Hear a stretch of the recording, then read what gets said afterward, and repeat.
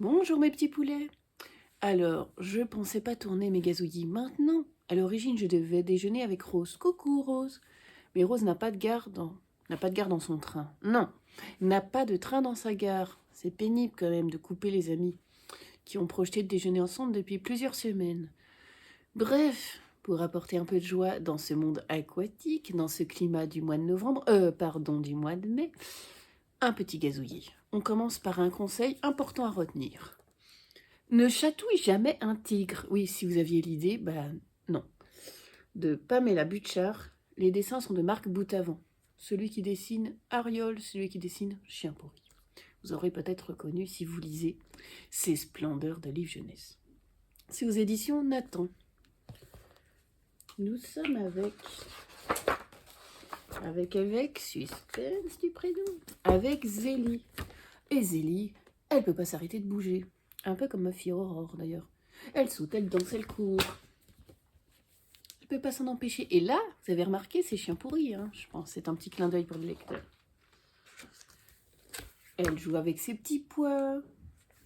Elle peint avec ses nattes. Marianne ne fait pas ça. Bref. Bref, c'est compliqué. Elle est pleine de vie, ça c'est chouette. Mais bon, parfois compliqué. Et avec sa classe, ils font une sortie au zoo. Vous imaginez le pire? Vous avez raison.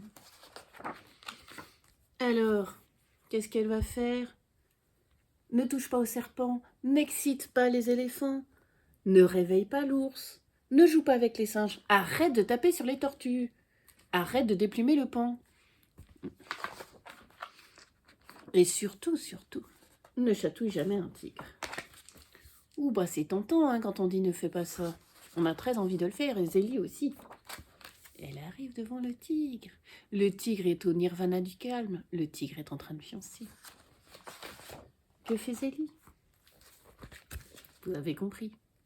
Elle chatouille le tigre. Oui, désolée pour ces mouvements de livre. Et là, les catastrophes s'enchaînent. Hop, c'est le bazar. Tous les animaux, en rafale, subissent le geste de Zélie. Donc, le tigre brise une branche sur laquelle dort un serpent, qui étrangle un flamant rose, qui donne un coup de pied au pandarou, qui renverse l'ours, qui atterrit sur un morse, qui bouscule un paresseux, qui écrase un manchot, qui gifle un crocodile, qui mord une moufette, qui frappe un panda, qui envoie valser un rhinocéros, qui percute un hippopotame, et splatch! C'est le bazar au zoo. Et là, Zélie a une réaction qu'on n'attend pas du tout. Elle dit stop, parce que tout le monde commence à courir partout, à s'agiter. Eh ben, c'est pas mal. Les animaux rentrent chacun dans leur chez-soi. La pression redescend, tout le monde se tait, on arrête de crier. Bon, ok. Elle avoue à sa maîtresse, plus jamais elle chatouillera un tigre parce que ça met quand même le bazar. Par contre, elle a une autre idée lumineuse. Pourquoi pas un ours polaire? Ça me donne envie d'ailleurs, j'ai prévu d'aller un jour au zoo de Vincennes avec Aurore, parce qu'ils l'ont refait il y a quelques années. C'est un zoo qui est très ancien, qui date de je ne sais plus quand, regardez sur Wikipédia. Alors certes, les zoos, c'est comme les cirques. Autant dans les cirques, voir des animaux sauvages avant l'interdiction, donc c'est-à-dire voir des éléphants drogués, des lions amorphes montés sur un cerceau, un éléphant monté sur un petit tabouret. En soi, c'est un peu triste en fait. Et dans les zoos, il y a un peu de ça. Vous voyez le tigre sur sa petite branchoune alors qu'il serait mieux à galoper dans la jungle. L'ours polaire dans sa mini-piscine, comme j'ai pu voir au Canada dans un zoo. On se dit qu'il serait mieux chez eux. Et en même temps, si les enfants veulent découvrir des animaux en vrai qu'ils n'ont jamais vus, et si on veut les pousser à protéger la faune et la flore, s'intéresser aux animaux sauvages, faut qu'ils connaissent un peu. Donc, les zoos. Donc, je ne sais pas. Mettez-moi en commentaire si vous aimez aller dans les zoos, d'ailleurs. J'avais été il y a longtemps au zoo de la Palmyre, qui est près de Bordeaux, enfin par là-bas. Parce que mon père, je sais plus, connaissait un mec du zoo. Enfin bref, on avait pu y aller en famille. Et il y avait des otaries et ils faisaient des spectacles aussi. Deuxième sujet sur lequel vous avez 3 heures pour rédiger. Faut-il faire des spectacles d'animaux dans les zoos, les aqualandes, les machins? Ben, bof, bof. Quand on est petit, c'est fascinant de voir l'otarie qui a un ballon sur son nez. Quand on est adulte, je trouve ça un peu triste tout de même. Bref, on s'en fout, on s'étale. Ne chatouillez jamais un tigre, c'est tout ce qu'il faut savoir, enfin. Avez-vous la folie des grandeurs? Oui, avec Aurore, on a compté le nombre de glaces, et on en est arrivé à... je sais plus. 5, 6, 7, 8, 9, 10, 11, 12, 13, 14, 15, 16, 17, 18, 19, 20, 21, 22, 23, 24, 25, 26, 27. Au moins 27, puisqu'il y a la lettre S qui cache les glaces derrière. De Catherine Scherer, aux éditions Mine Édition. C'est l'histoire de Léa la souris. Et ben Léa la souris, c'est pas facile à dire. Elle a la folie des grandeurs. Elle aime les trucs géants, les grandes peluches, les affiches immenses, manger des glaces avec une pile plus grande qu'elle. D'ailleurs, mettez-moi en commentaire quel est votre parfum de glace préféré. Moi, je pense que c'est fraise, mais parfois c'est un peu chimique moche. Poire, citron, nougat, réglisse, soyons dingues. Voilà, voilà en gros. Une fois, j'ai goûté une glace goût schtroumpf, vous savez, comme les bonbons. C'était pas bon. Et une fois, une glace goût cacahuète. Bah, ça avait goût de cacahuète, mais c'était un peu space. Bref, revenons à Léa. Elle adore tout en grand. Les grands livres. Et elle va planter des trucs pour que ça pousse, puisqu'on lui a dit si on met dans la terre, ça pousse. Alors elle plante pas qu'une petite graine de plante. Elle plante sa petite voiture, elle plante son petit bateau. Parce qu'elle se dit comme ça, quand le bateau aura poussé, je pourrai aller dedans. Et puis elle plante la robe de sa poupée. Comme ça, quand elle aura poussé, ça lui fera une robe de princesse. Elle plante même son frère parce qu'elle voudrait qu'il soit plus grand. Et lui, il aime pas tellement. Sa maman lui explique, bah non, c'est pas parce qu'on plante tout dans la terre que ça pousse bien. C'est que les plantes. Oh, la vie est pas drôle, hein, franchement. Alors elle a une autre idée, elle va voir son grand-père et elle va construire des trucs en grand puisqu'elle peut pas les avoir dans la terre. Vous avez vu? Elle fait un superbe bateau. Un album tout amusant, surtout la pile de glace avait fasciné Aurore pour parler de la folie des grandeurs. À lire comme le tigre à partir de 3 ans. Les ours ne lisent pas, les ours. Emma Chichester Clark. C'est très difficile à dire. Et si on a ce sur la langue, ça fait Emma Chichester Clark. Compliqué. Albin Michel Jeunesse. Alors je ne sais pas ce qu'ont les illustrateurs et les auteurs jeunesse d'albums. Ils adorent faire des ours et des ours avec des bouquins. Des ours qui vont à la bibliothèque, des ours qui aimeraient lire, etc. etc. Et bien celui-ci en fait partie. Nous sommes avec Georges. Georges regarde les collines, Georges regarde la vie. Georges pense. Et puis les autres, bah, ils pensent pas, ils font leur vie d'ours, quoi, un peu comme Balou, ils profitent de la vie. Il en faut peu pour être heureux, dit la chanson. Ils pêchent, ils parlent, qu'est-ce qu'ils font? Ils jouent.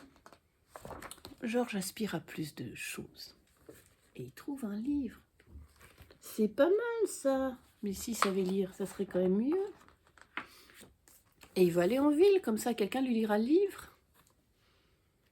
Et tout le monde lui dit, mais pourquoi tu fais ça? Les ours ne lisent pas, enfin. D'ailleurs, admirer les dessins, j'aime beaucoup. Et ben Georges, il va poursuivre son projet. Sauf que quand il arrive en ville et qu'il dit en gros, est-ce que vous savez à qui ça appartient? Donc la femme lui dit, c'est à l'école. Et tout le monde s'enfuit épouvanté. Un ours dans la ville quand même. Bah, c'est pas ce que Georges avait prévu quand même. Alors, il rentre dans l'école. Ah, c'est sympa, des dessins. Parce que derrière, il y a genre le raid, les flics, le GIGN. Il n'y a personne dans la bibliothèque. Pas un geste, les mains en l'air. Voilà notre ours entouré par les forces de l'ordre. Bah, pourquoi vous faites ça? Parce que t'es un ours. Bah, lui, il tient son livre en l'air, il veut pas de problème pour qu'on l'ennuie. Et là, la petite Clémentine rentre dans l'école. Et puis elle dit, mais c'est mon livre, c'est l'ours de mon livre. Il n'est pas très dangereux, je vais lui apprendre à lire. Parce que je commence à apprendre à l'école, alors je veux bien le lire. Et puis sa mère, bon, bah serre la patte de Georges, ça va. On fait des mondanités. Et désormais, Clémentine va apprendre à l'ours Georges à lire. Ils vont apprendre un peu ensemble en même temps. Même le chef de la police s'est radouci et lit des histoires à Georges. Cool. Et un jour, c'est Georges qui peut lire à son tour. Et il en est très content. Un album avec des dessins que j'aime beaucoup, une histoire très sympathique à lire à partir de 3 ans. Est-ce que vous aimez boire du café? Oui, non? Dites-moi en commentaire. Vous connaissez le Bingsu Café? C'est de Sujin Witherspoon, aux éditions Antélion.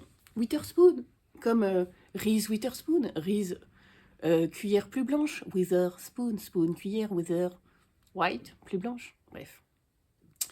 Non, je pense pas que ce soit de sa famille, mais ce n'est pas grave. Qu'est-ce qu'un bingsu? Hein, Rose, tu sais? C'est un dessert coréen qui consiste en de la glace finement pilée, je lis ce que j'ai copié, recouvert d'un mélange de haricots rouges bouillis. Et c'est un dessert sucré. Oui, parce que Rose revient d'un voyage en Corée. Bon, les autres s'en foutent, mais moi je vous le dis pourquoi elle connaît les bingsus. On s'en fout. Bref, enfin, on s'en fout pas, mais revenons à notre café. Et non pas à nos moutons, car les moutons ne boivent pas du café, je pense. River bosse au Café Gong. À Seattle, c'est le café de sa famille. Ses parents ont décidé qui s'investirait pour le café, qui serait le gérant. River, un jour, il pète un plomb et il décide que il aimerait bien choisir son destin, son avenir. Et il rompt avec sa copine Cecilia qui lui passe par les nerfs. Non, c'est pas ça. Qui la gonfle. Bref, et il dit « Zut, je démissionne, je romps avec Cecilia. » Et il va se faire embaucher en face au Bingsu Café, le café d'une autre famille. Quelle idée délicieuse. Bien sûr, ses parents et sa famille ne savent pas qu'il s'est fait embaucher au Bingsu Café en sortant de chez eux. Et là, il va découvrir elle avec ses cheveux verts. Comment elle s'appelle? Sarang. Une fille qu'il avait un peu énervée, qui était venue d'ailleurs dans son café Gong faire un... Enfin, bref, il s'était pris le chou. Mais oui, mais bien sûr, vous savez que quand les personnages se prennent le chou, c'est bon signe. Nous retrouvons donc River au Bingsu Café. Et il va découvrir un petit peu un café un peu plus moderne. Et puis River, il va se passionner pour les réseaux sociaux. Et puis ils vont commencer à faire des vidéos pour présenter le café et mettre un peu en scène les gens du Bingsu Café. Et ils vont faire croire aux gens, au public, que Sarang et lui sont en couple. Comme ça fait un peu plus de vues, d'intérêt, d'audimat. Donc on a des passages comme ça, où c'est des échanges en fait de dialogue, puisque c'est pour la vidéo. Mais évidemment, tout ne va pas se passer comme prévu, puisque River ne va pas pouvoir cacher longtemps qu'il est au Bingsu Café. Ça m'énerve, j'ai le front qui brille. Pourtant il fait pas beau, pas de soleil, on s'en fout. Si vous aimez les petits livres de café, les ambiances tranquilles, les dramas familiaux, mais tranquilles, un peu de love, lisez le Bingsu Café. Ça fait environ 370 pages et c'est à lire à partir de 14 ans et plus. À propos de café, oui, un petit thème, comme vous aimez désormais. Si vous aimez le café, je vous conseille de lire Tant que le café est encore chaud, de Kawaguchi, un auteur japonais. L'histoire se passe à Tokyo. Le café Funicula a quelque chose de particulier. On peut voyager dans le passé. Attention, tant que le café est encore chaud, tant que votre tasse de café n'a pas encore refroidi. Et tant que ça ne change pas le présent. Oui, parce que quand même. Et donc, dans ce roman, on va découvrir des personnages qui vont commander un café dans ce café bizarre, étrange, voyager dans le temps, et on va voir ce qu'ils font de leur voyage. Ce roman, un peu cosy, avait eu un succès dingue. Et cet auteur, d'ailleurs, du coup, en a écrit d'autres où vous regarderez sur Internet. J'ai pas noté les titres. Mais d'autres trucs, je crois qu'il y a une suite, etc., etc. D'ailleurs, si vous aimez les histoires un peu cosy, qui se passent au Japon, je vous conseille les éditions Nami, parce qu'ils mettent « Tant que le café est encore chaud ». Alors après, si je fais un peu des parodies de titres, ça sera un peu « Tant que votre chocolat chaud est beau », du livre et une boisson chaude, soyez cool, au salon de thé, bon, voilà. En gros, ça mêle boisson, livre, temps, histoire de vie.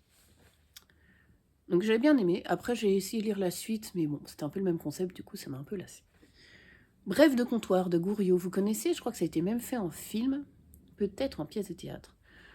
Ça date d'il y a quelques années. L'auteur a pris comme principe... Oui, j'arrive pas à trouver mes mots aujourd'hui. Pourtant, j'ai pris un café noisette. L'auteur se met en gros dans des bars, dans des cafés, etc. Il écoute les gens parler et il note les anecdotes. Je pense aussi qu'il en a inventé un peu parce qu'il en a sorti beaucoup d'anecdotes et qu'il a sorti plusieurs livres des brefs de comptoir. Mais effectivement, c'est intéressant. Je ne sais pas si quand vous êtes au café, au bar, au restaurant, vous écoutez les autres clients, mais parfois ça vaut son pesant de cacahuètes. Un livre plus cocooning, une série plus cocooning de 2 romans, Rendez-vous au Cupcake Café et le Cupcake Café sous la neige de Jenny Colgan, la reine, la prêtresse et Feelgood. Cette auteure écossaise a écrit ces 2 romans. C'est l'histoire d'Izzy, qui se fait virer. Du coup, elle décide d'ouvrir son café-pâtisserie, dédié au cupcake. Et alors, mes petits agneaux, ça c'est un truc à lire partant en ce moment, là, temps d'automne, de mai, où il pleut, où il fait froid, où on se retrouve trempé jusqu'aux os, juste en achetant du pain. Bref, je ne sais pas si c'est pareil dans toutes les régions de mes abonnés au gazouillis. Coucou. Mais donc, dans ce Cupcake Café, c'est gourmand, puisqu'on parle de cupcakes, les cafés, vous savez, les espèces de petits gâteaux, trucs avec des petits sucres et tout. On parle de boissons chaudes. Il y a des recettes d'ailleurs qu'elle nous met. Et donc c'est cocooning, c'est agréable, c'est tranquille. Et dans le Cupcake Café sous la neige, c'est la suite, c'est l'hiver, et on suit les aventures des personnages.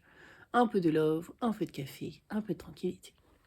Ça pourrait être un slogan publicitaire.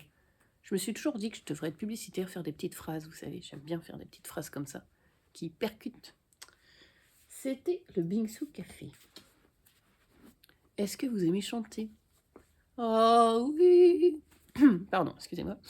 Le beau mystère de Louise Penny, aux éditions Babel Noir. Alors Babel Noir, comme Actes Sud Noir, il y a d'autres collections comme ça. Ce sont les polars édités par les maisons d'édition. Voilà, leur collection de polars, si vous voulez. Donc Actes Sud Noir, Actes Sud c'est classique, Actes Sud Noir c'est les polars. Louise Penny, nous sommes dans un polar. Ce titre m'appelait, il était chez mes parents. Et je sais pas, la couverture avec ce pupitre en forme de lyre avec des partitions qui tombent dans une ambiance un peu mystérieuse, brumeuse, m'a attiré. Nous sommes au... Ah, mon carnet s'en va. Au cœur d'une forêt sauvage, au Québec, puisque tous les polars de Louise Penny se passent au Québec, à l'abbaye Saint-Gilbert, entre les loups, je sais pas comment on dit en Canada, et les moines reclus prient Dieu. Font du chocolat, ça c'est intéressant. Ces moines-là ne font pas de bière d'ailleurs. Moi je préfère le chocolat à la bière. Ils sont connus surtout pour leur chant. Les moines ont des voix divines, sauf que bon, là c'est moins divin. On retrouve le prieur, Mathieu, assassiné. Et du coup, le commandant, l'inspecteur, si vous voulez, Armand Gamache, et pas Ganache, je vous ai déjà dit, et son adjoint Beauvoir, John Guy, oui, ça c'est vraiment canadien comme nom, John Guy, viennent à l'abbaye enquêter. Et alors nous sommes tout de suite dans une ambiance un peu poisseuse, comme le nom de la rose d'Umberto Eco, que je citais la dernière fois. Pareil, comme dans le nom de la rose, des meurtres chez les moines, une ambiance un peu particulière. Et là, nos flics, vous rentrez dans un lieu de silence, un lieu de secret. Les moines ont fait vœu de silence, ne parlent pas. Les moines chantent, les moines prient, les moines travaillent. Mais tout ce petit monde vit-il en bon terme? Ben non, puisqu'il y a eu un meurtre. Qui a pu tuer le prieur? Qui avait intérêt à le tuer?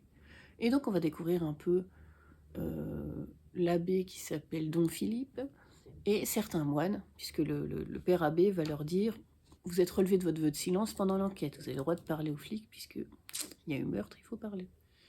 Et donc voilà, nos flics qui petit à petit vont découvrir la vie quotidienne des moines. Le chant, les repas, la prière, les lieux, le jardin, la chapelle, des lieux secrets. Et puis pourquoi ça s'appelle Saint-Gilbert entre les loups? Qui était Saint-Gilbert? Pourquoi 2 loups sont le symbole un petit peu de cette abbaye? Pourquoi la musique sacrée est si importante pour cette communauté?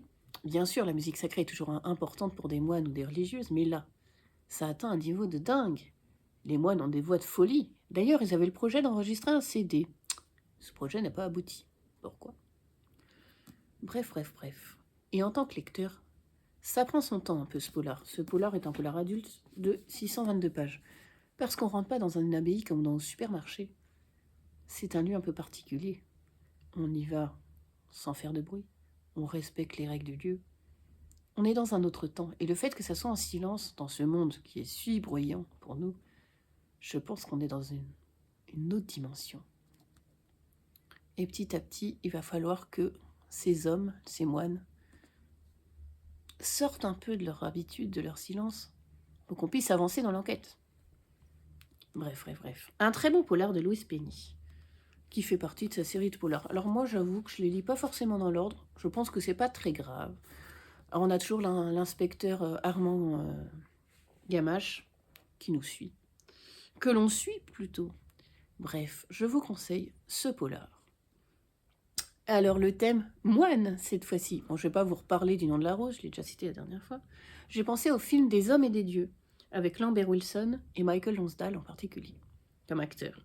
Ce film est inspiré des moines de Tibérine en Algérie, qui ont été assassinés en 96.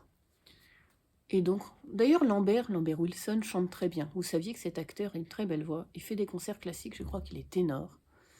Et j'avais lu à l'époque qu'il n'est pas catho, je crois, mais le spirituel l'intéresse. Et Michael Lonsdale, je crois que c'est, je sais plus s'il est croyant ou pas, mais pareil, je crois que le spirituel l'intéresse. Et donc ces acteurs ultra connus ont participé, ont joué dans ces films des hommes et des dieux. Et dans des hommes et des dieux, il n'y a pas que l'assassinat qu'on a au fond de sa tête, c'est surtout le quotidien de ces moines en Algérie, leur présence dans cette terre plutôt musulmane que catholique, leur communauté, leurs habitudes de vie, leurs règles, etc. etc. Je vous conseille que vous soyez croyants ou non d'ailleurs, des hommes et des dieux. Alors, puisqu'on parle de chant, une petite chanson, un peu tirée de ce titre et pas tout à fait. Il faudrait leur dire de Karen Ponte, édition Fleuve, ça vous fait penser à quelque chose? Mais oui, à la chanson de la chèvre du Sud, de Francis Cabrel. Il faudra leur dire.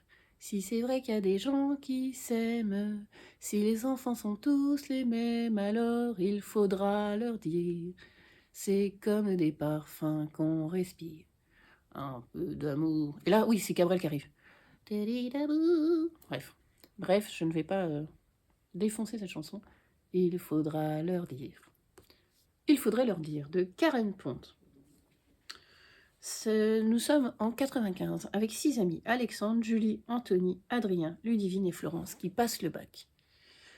Et comme dans la chanson de Patrick Bruel, oui, qu'il y a des affaires très très graves qui lui sont reprochées, donc ce n'est pas le sujet des gazouillés. Cabrel, n'importe quoi. Bruel, dans sa chanson Place des grands hommes, avait pensé à réunir des amis, et c'était plutôt « Et si on se donnait rendez-vous dans 5 ans, dans 10 ans ?» Et on s'était donné rendez-vous dans 10 ans, même jour, même heure, même pomme, nanana, place des grands hommes. Et dans le clip, on voyait les personnages du clip de Patrick Bruel près de la Sorbonne, en se disant, si on se donnait rendez-vous dans 10 ans, qu'est-ce qu'on serait devenu? Et bien c'est un peu le concept qu'a repris Karen Ponte. Sauf qu'eux, ils se donnent rendez-vous tous les 5 ans. Ils passent leur bac, chacun des projets, et on va suivre leurs amours, leur boulot, leur vie perso, leurs déceptions, leurs rêves, et tout, et tout. Alors, Karen Ponte, qui est-elle? Une autrice de feel good française, qui est d'ailleurs sur Instagram, si vous voulez la suivre, elle est très drôle. J'ai lu énormément de romans d'elle. Par exemple, dans les comédies de Noël, vous faites quoi pour Noël? Vous reprendrez bien un peu de magie pour Noël? Embarquement immédiat pour Noël. Noël en péril à Santal et de sapin. Un Noël mi-figue, mi-raisin, etc., etc. Dans un autre gazouillis, je vous présentais Recherche Lily désespérément, où c'était une jeune femme, une jeune adulte, qui voulait se détendre, qui avait réservé des vacances au fin fond de la Lozère, je ne sais plus, dans un petit village tranquille, sauf qu'elle avait oublié un petit truc. Il n'y a pas de réseau internet. Et voilà cette ultra connectée, cette parisienne qui arrive à la campagne, qui se dit, mais qu'est-ce que je vais faire mes journées? C'était assez drôle. Recherche Lily désespérément, je vous conseille. Et donc ici, donc ça c'était Karen Pont. Ce roman, j'avais envie d'un peu de douceur quand je l'ai acheté. Un peu d'amitié, une histoire de potes. La couverture d'ailleurs est assez sympa. Merci Nicolas Caminade. Mais j'étais déçue par ce roman. Parce que les personnages sont pas très attachants. Et pour cette histoire d'amis, etc., et de temps qui passe, ben on a envie de s'attacher aux personnages, sinon on est un peu en retrait. Du coup, j'étais pas trop accrochée à leurs histoires. Certains personnages plus que d'autres, mais finalement, bof, quoi, je m'en fous un peu. Ce qui est intéressant, ce que j'ai trouvé intéressant, bon, le concept est intéressant quand même, c'est, sans vous spoiler, les petits ajouts réguliers qu'elle met au fil des pages. Là, c'est la liste du bac, savoir les mentions affichées. Ça peut être des courriers pour l'inscription. Là, c'est l'inscription en droit pénal. Là, c'est moins drôle, c'est pour un rappel de crédit. La Société Générale. Là, c'est un faire-part de mariage. Tous ces petits courriers qui font qu'en fait, font partie de nos vies. Courrier administratif, courrier professionnel, petit courrier de la vie privée. Et ça, c'était intéressant. Donc si ça vous dit, je peux vous le prêter. C'est un bon moment de lecture, mais c'est pas trépidant. À lire pour les adultes. Alors, à propos des amis, thème amis. Évidemment, la série Friends. Dans la série Friand ou Friends, ça se passe à New York. Nous sommes avec Chandler, Joey, Ross, Monica et Rachel. Et Phoebe, qui habite New York. Il y a la colocation des filles, Rachel, Monica. La colocation des garçons, Chandler, Joey. Ross, je crois qu'il... Je sais plus. Non, je crois que Ross, il est à part. J'ai vu la série, mais je me souviens plus.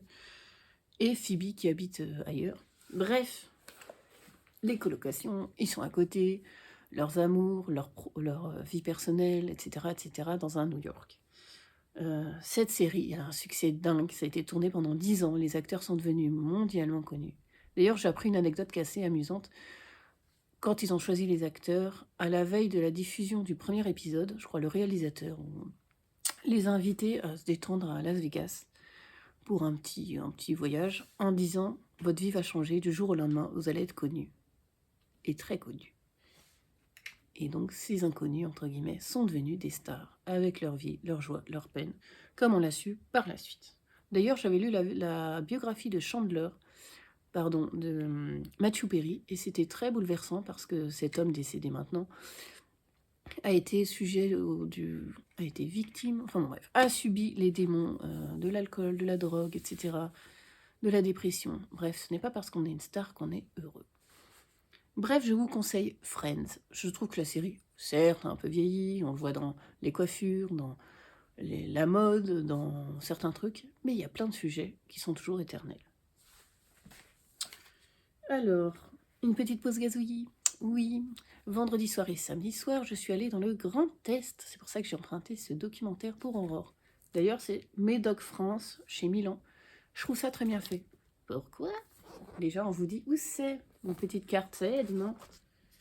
Les villes principales. Nancy, Strasbourg, tout ça. Strasbourg. Et puis, il y a c'est des vraies photos, j'aime bien. À la fois, il y a des dessins et des vraies photos. Bon, la choucroute, moi, j'aime pas, on s'en fout. L'Union européenne, les bâtiments de l'Europe, le Parlement européen.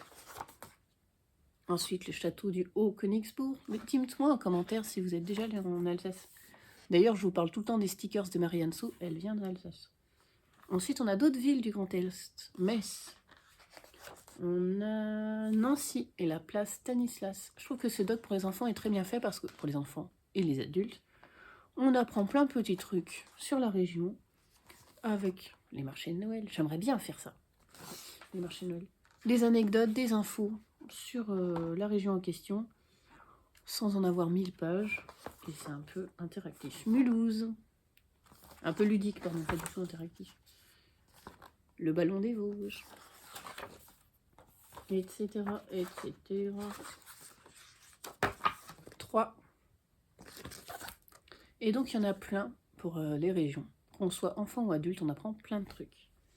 Et donc, on est allé voir des amis avec mon mari et Aurore. J'ai ramené mon petit goodies, des chaussettes avec comment ils s'appellent? Je sais plus, vous savez, le petit bonhomme de pain d'épices qu'on fait pour Noël en Alsace. Oui, je sais, les goodies sont très légers. Et je termine, ces gazouillis qui commencent à être un peu longs, par la dernière chanson d'amour de Lucinda Riley aux éditions Charleston. Alors c'est un inédit, enfin entre guillemets, le fils de Lucinda Riley, puisque Lucinda Riley est décédée il y a quelques années, retravaille ses romans, s'occupe du patrimoine culturel de sa mère. Et donc ce roman était paru en 97 sous le titre Losing You, te perdre. Donc, voilà. Dernière chanson d'amour, je trouve ça joli. La couve est sympa, hein, ça donne envie. Nous sommes, vous l'avez peut-être deviné, en Irlande. Nous sommes avec Sorcha, une jeune femme, un prénom irlandais, qui a 16 ans, et Connor. Ils sont amoureux. Mais on les surprend ensemble. C'est le déshonneur. Et du coup, ils choisissent de quitter l'Irlande, de quitter leur village de Ballymore pour Londres, car Connor a une belle voix. Connor rêve d'intégrer un groupe de musique, de faire carrière dans la musique. Ce sera le début des aventures des fishermen, des pêcheurs, si on traduit. Et Sorcha, elle va faire aussi sa carrière, et comme elle est plutôt mimi, ça sera plutôt du côté de la mode, du mannequinat, des photos, etc. Et voilà notre couple de jeunes amoureux qui arrive à Londres. Mais avant de faire carrière, la gloire, le succès, tout n'est pas rose. Ils habitent un tout petit appart, ils n'ont pas 3 sous, ils ont quitté leur Irlande qu'ils connaissent depuis toujours. Dans le déshonneur, en plus, leur famille ne veut plus les voir.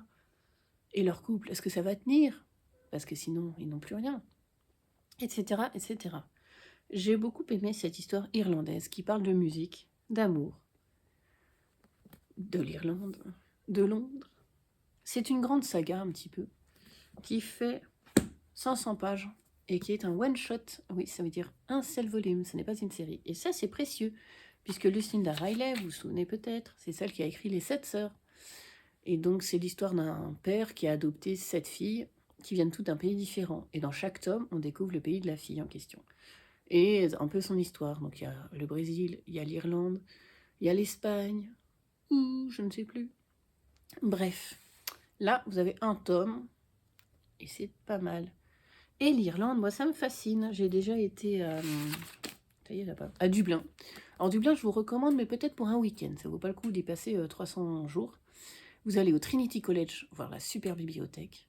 Vous allez dans un pub, si vous aimez la bière, vous buvez une bière irlandaise. Sinon, c'est une ambiance, le pub, le café du coin. Il y a de la musique, il y a des pubs calmes, il y a des pubs chics, il y a des pubs animés, il y a un peu tout ce que vous voulez. Et il y a le musée des auteurs irlandais avec, par exemple, Bram Stoker, irlandais, Yeats, un poète, etc. En fait, il y a plein d'auteurs qui sont irlandais, voilà. Et des musiciens, parce que l'Irlande est une patrie de musiciens, comme... comment il s'appelle? Le chanteur roux. Là, évidemment, je ne vais pas y arriver. Mais vous voyez qui c'est. Bref. Et il y a U2, par exemple. Les Cranberries, vous vous souvenez? Les Corrs, qui étaient une fratrie des sœurs et un frère qui faisait de la musique irlandaise. Que j'aime beaucoup, d'ailleurs, la musique irlandaise. En film Irlande, je vous conseille Le vent se lève de Ken Loach. Sur l'Irlande, l'Angleterre. Les Irlandais qui veulent être indépendants. Les Irlandais qui veulent plutôt accepter la soumission de l'Angleterre. L'histoire de 2 frères, chacun une opinion différente. Compliqué. Un très beau film. C'est le film Jimmy's Hall, où ça parle de danse irlandaise, et puis tout le contexte historique. Les acteurs, il y a une actrice irlandaise que j'aime beaucoup, je crois que ça se dit Sorcha d'ailleurs, comme l'héroïne. Ça s'écrit Saoirse, S-A-O-I-R-S-E, Saoirse Ronan, qui a joué dans Mary Stuart, qui a joué dans Lady Belle, qui a joué dans Reviens-moi. Bref, une jeune actrice qui joue très très bien, qui est toujours à fond dans ses rôles. Pierce Brosnan, notre 007 préféré, vient de l'Irlande. Et dans les livres, il y en a plein. Il y a Fille d'Irlande dont je vous parlais, de Montefiore, une saga. Les cendres d'Angela de Frank McCourt. Dans Les cendres d'Angela, que j'ai lu il y a longtemps, j'étais au collège, lycée, c'est l'histoire de Frank McCourt, sa jeunesse en Irlande, son enfance. L'Irlande pauvre, l'Irlande, on bouffe des patates matin, midi et soir parce qu'on n'a que ça à manger. on fait ce qu'on peut pour survivre dans cette grande famille et dans cette pauvreté. Eh bien, mes petits poulets, j'ai beaucoup parlé. J'ai une voix de crooner désormais. Je vous souhaite une bonne journée.